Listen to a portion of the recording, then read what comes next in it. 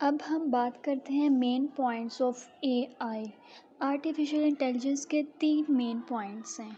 Number 1 है machine learning, जिसके बारे में बहुत सुना होगा, बहुत ज़्यादातर इसका मेन फंक्शन मशीन लर्निंग होता है। तो मशीन लर्निंग वो प्रोसेस है जो हमारे कंप्यूटर प्रोग्राम या उसके सिस्टम को स्मार्ट ओवर बनाता जाता है वक्त के साथ साथ, और उसको सिखाता रहता है ज़्यादा से ज़्यादा, इसके सिस्टम्स को और ऊपर लेके जाता है और अच्छा बनाता है नई नई चीज़ सिखाने से। और एक बड़े बेसिक लेवल पर आके ये मशीन लर्निंग के हम पैटर्न को तलाश करने के लिए ये यूज़ करता है एल्गोरिथम का। उसके बाद आगे जाकर ये पैटर्न अप्लाई कर देता है। तो यही काम होता है मशीन लर्निंग का कि कंप्यूटर या उसके सिस्टम, कंप्यूटर के अंदर सिस्टम जो भी प्रोग्राम होता है उसको चीज़ें सिखाता है और उसको बहुत ज़्यादा स्मार्ट और बना देता है, उसको लर्निंग करवाता है चीज़ों की। तो सेकंड नंबर पर आता है डीप लर्निंग। डीप लर्निंग भी एक मशीन लर्निंग की टेक्निक जैसा ही है, जो कंप्यूटर को वो चीज़ें सिखाता है इंसानों की तरह, मतलब जो इंसान सोच सकता है डीप लर्निंग में वही काम कर सकता है। इंसान की तरह सोच आ जाती है, जो इंसान कम कर सकता है कुदरती तौर पर, वही डीप लर्निंग। एग्जाम्पल के तौर पर कि जैसे कि एक बग़ैर ड्राइवर के कार चल रही है, ठीक है, तो वो ये टेक्नोलॉजी हमें ये बता देगी कि कहाँ स्टॉप साइन है, कहाँ पर कोई चल रहा है, रोकना, लैंप पोस्ट वगैरह। तो ये सारा डीप लर्निंग का काम है, ये सब कुछ एक इंसानी कुदरती तौर पर समझ आ जाती है। तीसरा पॉइंट है न्यूरल नेटवर्क। न्यूरल नेटवर्क भी एक आर्टिफिशियल इंटेलिजेंस का मेथड में है, जो कंप्यूटर को वही सिखाता है, मतलब वो डीप लर्निंग की तरह ये भी टाइप है कि वही कुदरती तौर पर इंसानी दिमाग जैसी यूज़ करता है, इंसानी दिमाग से इंस्पायर होकर वही सारा कुछ यूज़ करता है। ये भी क्या कहलाता है, मशीन लर्निंग की तरह ही एक प्रोसेस है इसका, ये भी डीप लर्निंग कहलाता है, ठीक है, जो इंसान के दिमाग के साथ जुड़ा होता है, उसी की तरह सोच रखता है कुदरती तौर पर। तो अब हम ये 3 इसके मेन पॉइंट्स थे। अब हम आ जाते हैं इसकी टाइप्स की तरफ, एआई की टाइप्स की तरफ। 3 टाइप्स हैं एआई की। तो नंबर 1 पर आ जाता है वीक आई, जो कि नैरो एआई कहलाया जाता है, मतलब तंग आर्टिफिशियल इंटेलिजेंस।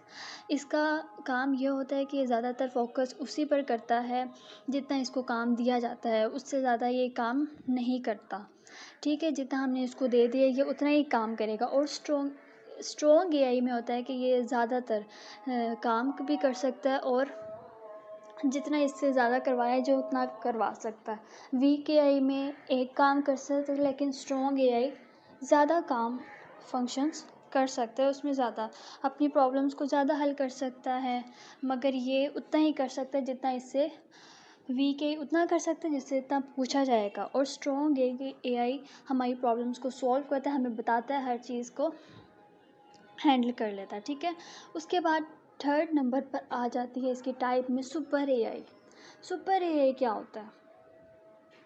सुपर एआई वो चीज़ है, टाइप है इसकी, जो इन दोनों की तरह ही है लेकिन थोड़ा सा इससे ऊपर काम कर देती है। मतलब कि एक जो इंसान कभी कभी नहीं कर पाता है, या थोड़ा बहुत जैसे ऊपर, उससे ऊपर काम पे चल जाती है, जो आर्टिफिशियल इंटेलिजेंस की सबसे बड़ी टाइप आ जाती है सुपर एआई। क्या अगर हम थोड़ा सा इसको देंगे तो ये हमें फुल बड़ा करके दे देगा। इसमें ये टाइप है इसकी, सुपर एआई सबसे बेस्ट है, हमें इतनी मेहनत नहीं करनी पड़ती, सारा काम ही हमें खुद करके दे देता है। तो 3 टाइप्स हमने इसकी पढ़ी हैं, weak AI, strong AI and super AI. तो ये 3 टाइप्स होगी इसकी। अब हम पढ़ते हैं एडवांटेज, एआई के एडवांटेज, फ़ायदे। तो पहले नंबर पर आता है रिडक्शन इन ह्यूमन मिस्टेक्स।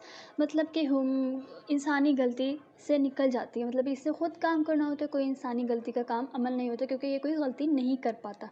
हमारी जैसे स्पेलिंग मिस्टेक अक्सर हो जाती है, तो इसमें ये कोई चीज़ नहीं है, या कोई चीज़ भूल जाते हैं तो कोई मुश्किल नहीं है, या अगर हमने कोई चीज़ वर्ड को गलत यूज़ कर दिया तो इसमें कोई गलत मिस्टेक नहीं है। जहाँ इज़ लगना है वहाँ ये इज़ी लगाएगा, जहाँ आर लगनी है वहाँ आर लगाएगा, तो हमारी गलती इससे बाहर हो जाती है। तो सेकंड नंबर पर आ जाएगा ज़ीरो रिस्क। ज़ीरो रिस्क से मुराद ये है कि इसमें 0% का भी, इतना सा 0% भी इसका कोई रिस्क नहीं है हमारे, कि हमें रिस्क लेना पड़ेगा। जैसे हम अपना काम करें तो हमें थोड़ा सा वो रहता है डाउट कि यार ठीक है या नहीं, लेकिन इसमें हमें कोई रिस्क नहीं है, बिल्कुल ठीक है। अगर हमने इससे करवा ली, थोड़ा सा इसको पढ़ लेंगे, उसमें कुछ भी हमें मिस्टेक लगेगी तो हम अपनी तरफ से ठीक कर लेंगे। तो ये इसमें कोई रिस्क की बात नहीं है। तो थर्ड नंबर पर आ जाता है 24/7 अवेल। ठीक है, मतलब ये कि ये हर टाइम अवेल होता है हमारे लिए। जैसे इसके अंदर कोई ब्रेक नहीं है, हम लोग थक जाते हैं, हम ब्रेक ले लेते हैं, चलो यार 2 घंटे पढ़ ले, 2 घंटे की ब्रेक, लेकिन नहीं, इससे हम जब मर्ज़ी चाहे इसको हम काम करवा सकते हैं, या हम इसको सुबह उठा लें, तो उठाने के बाद नीचे से हम सुबह ही सिर्फ काम करवा लें, रात करवा लें, दिन करवा लें, किसी भी टाइम हम इसे करवा सकते हैं या इसको छोड़ सकते हैं, ये अपना काम करता रहेगा, ये ब्रेक नहीं मांगेगा। ठीक है, ये इसके फ़ायदे हैं। तो फोर्थ पे आ जाती है न्यू इन्वेंशंस, नई ईजादात। मतलब नई नई चीज़ें ईजाद करता है। जैसे आप देखें कि हर चीज़ में एक नई नई चीज़ आ रही है। पहले कुछ नहीं था, अब तो रोटी बना भी किसकी वजह से, आर्टिफिशियल इंटेलिजेंस, कि हमें एक चीज़ करने दो वो सारी खुद बन जाएगी। हर एक एक चीज़ का न्यू इन्वेंशंस होती जा रही है, किसकी वजह से, आर्टिफिशियल इंटेलिजेंस की वजह से। पहले गाड़ी रोबोट्स की वजह से, वो रोबोट्स से चलती थी, अब गाड़ी ऐसे भी चल सकती है, बगैर रिमोट्स की भी चल सकती है। हर एक चीज़ के अंदर नई इन्वेंशन हो रही है, नई ईजादात हो रही हैं। ठीक है, ये एआई के फ़ायदे हैं। और भी इसके बहुत सारे हैं एडवांटेज, जैसे कि digital assistant, perform repetitive jobs, daily applications, ऐसे ऐसे इसके बहुत से एडवांटेजेस हैं जो हम रोज़ हमारी ज़िंदगी में बहुत ज़्यादा पाए जाते हैं। अब ये हमारी ज़िंदगी में हमारी ज़िंदगी में क्या काम करती है, अब इसको ऑटोमेशन, ये हमारे वक्त की बचत करती है। जो हम इतने घंटों में जाकर काम कर सकते हैं, ये हमें वो सेकंड्स में कर देती है, हमारे मसले को सॉल्व कर देती है। हम परेशान हैं, हम कोई कोई चीज़ हमें समझ नहीं आ रही है, हमें मिनट में समझा देती है। अगर हम इससे मुश्किल में चाहें समझना चाहिए, आसान में समझिए, दोनों तरीक़ों में हमें समझा देती है। हमारी गलतियों को पकड़ने में मदद करती है। ठीक है, और हम अपने काम इससे ख़ुद भी करवा सकते हैं। तो इसका ये फ़ायदा है।